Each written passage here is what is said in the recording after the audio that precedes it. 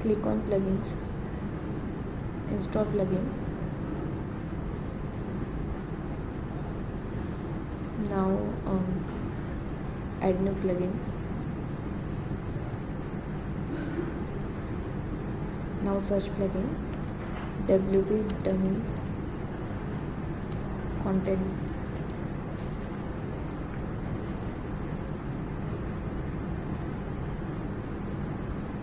This is the WP dummy content generator.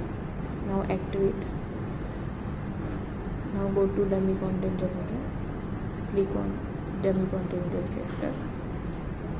This is dummy content generator. Now generate post.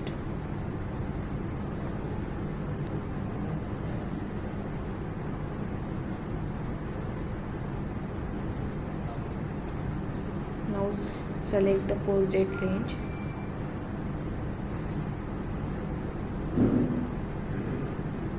Now generating post. Click on feature, image and thumbnails